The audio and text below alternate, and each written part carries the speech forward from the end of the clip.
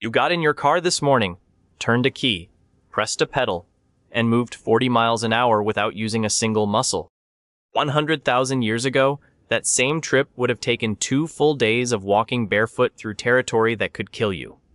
No road, no path, no sign telling you what's ahead. For almost all of human history, getting anywhere meant risking everything. And you had nothing to carry you there except your own 2 feet. Today, you can fly across the planet in a day. You can order something from the other side of the world, and it shows up at your door. Movement is so easy now that it's basically invisible. But for roughly 300,000 years, every single journey a human being ever took happened at walking speed. And that one limitation shaped everything. How we lived, what we ate, who we married, and how much of the world we ever got to see. So let's start at the beginning. Your feet. Humans are the best long-distance walkers on the planet, but definitely not the fastest. A cheetah can hit 70 miles an hour. A horse can sustain 30 for miles. You top out at maybe 15, and only for a few seconds before you're gasping. Speed was never the point, though. You can walk 20 miles in a day, sleep, and do it again tomorrow, and the next day, and the next. You can do this for weeks. No other animal on Earth can do that. Your feet have arches that act as springs. Your Achilles tendon stores and releases energy with every step. There's a ligament running up the back of your neck that keeps your head stable while your body moves underneath it. You have about 2 million sweat glands cooling you down while every other large mammal overheats and has to stop. You're not built to be fast. You're built to never stop. In 1978, paleoanthropologist Mary Leakey discovered a trail of footprints in Laetoli, Tanzania. They were pressed into volcanic ash 3.6 million years ago, 2 individuals walking upright side by side, the oldest evidence of bipedal walking ever found. And they look almost exactly like yours. For millions of years, that was the only transportation technology humans had. And somehow, it was enough to take us further than any species has ever gone. Starting roughly 70,000 years ago, humans began walking out of Africa. Not in one march. This happened over thousands of years, generation by generation, small groups pushing a little further into territory no human had ever seen. They crossed the Middle East. They spread across Asia. They reached Europe. They walked into Siberia, crossed a land bridge into Alaska, and kept going south through the Americas. That's roughly 15,000 miles without knowing the destination even existed. And the thing that doesn't get talked about enough is that they weren't walking randomly. Archaeologists have found obsidian tools hundreds of miles from the nearest volcanic source. Shells found far inland. Amber traded across mountain ranges. These people were covering massive distances on purpose, to trade, to connect with other groups, to find specific resources they knew existed because someone had told them about it. This wasn't wandering. This was networking on foot. The problem is, walking works great until something gets in the way. You can walk across a desert. You can walk over a mountain pass. But a river stops you in your tracks. And rivers were everywhere. They cut through every migration route, every hunting ground, every trade path. For hundreds of thousands of years, a body of water was basically a wall. You either found a shallow crossing or you turned around. And then somehow, humans figured out something no other land animal ever has: how to cross water on purpose. In 2003, archaeologists working on the island of Flores in Indonesia found stone tools dating back roughly 800,000 years. The problem is that Flores has never been connected to the mainland. Even during the lowest sea levels of the ice ages, there was always at least 12 miles of open ocean between the island and the nearest land. Which means one thing: someone made the crossing. We don't know what they used. Wood rots. Bamboo decomposes. Whatever they floated on is long gone. But the tools are there. Which means the crossing happened. The first boats were probably nothing. A fallen log, a bundle of reeds tied together. Not designed. Discovered. Someone grabbed a floating log to cross a stream and didn't drown. That was the breakthrough. But what happened next was deliberate. Around 65,000 years ago, Humans crossed from Southeast Asia to Australia. That crossing meant sailing at least 60 miles of open ocean. You can't see Australia from the other side. You can't drift there by accident. Someone built something that could float, pointed it toward water they couldn't see across, and paddled. Think about that for a second. They left solid ground with no idea if there was anything on the other side. Here is the truth you need to face right now. Most people hear this story and they just scroll past. They forget.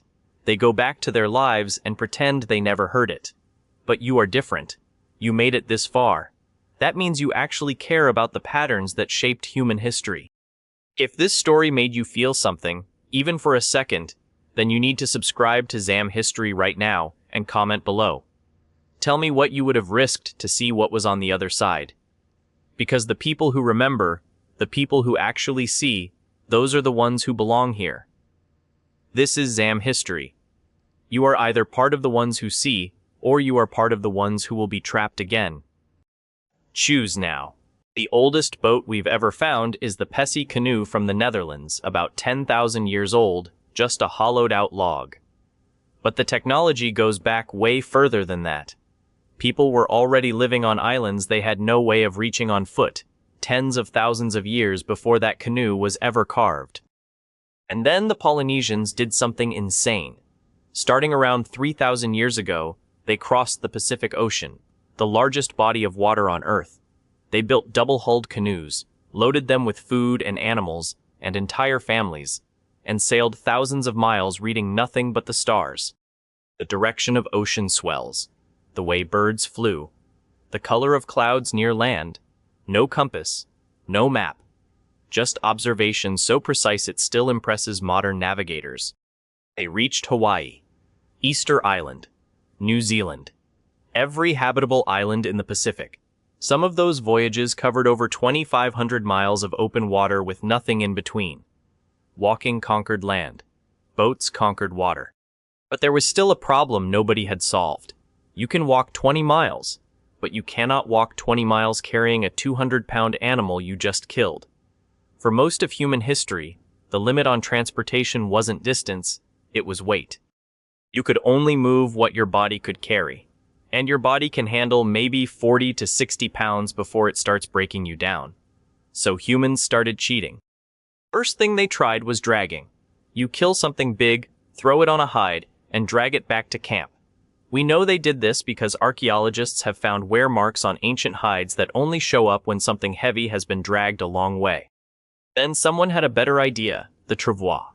Two long poles tied together in a V shape with a platform slung between them. You drag the narrow end. The wide end carries the load. It spreads the weight out. And just like that, one person could move 100 pounds or more. Here's what's wild about that. The travois might be one of the oldest ways humans ever moved anything, but it's made of wood and leather, so almost none of them survived. The only reason we know it existed is because people were still using it when Europeans showed up in the Americas thousands of years later. But the real breakthrough in moving weight wasn't something you could build. It was something you could befriend. Around 15,000 years ago, humans domesticated dogs, the first animal we ever partnered with. And one of the first jobs we gave them was hauling weight. In the Arctic, dogs pulled sleds across ice and snow.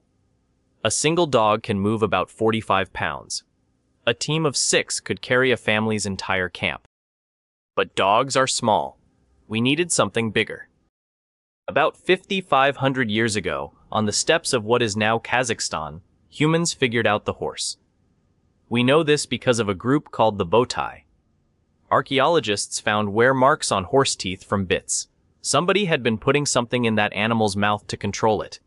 They found mare's milk baked into pottery. These weren't people who hunted horses. They rode them, and milked them, and built their entire lives around them. And the horse changed everything. For 300,000 years, the fastest a human could travel was about 4 miles an hour, walking speed. On a horse, you could hit 30. In a single generation, the human world got 8 times smaller. Suddenly, you could cover in days what used to take weeks. Messages moved faster. Trade routes stretched further. And warfare changed forever because an army on horseback could reach you before you even knew they were coming. Donkeys hauled goods through deserts. Camels made it across the Sahara. Reindeer dragged sleds through Arctic snow.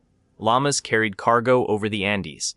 Wherever humans showed up, they found whatever animal fit and put it to work. But we weren't done.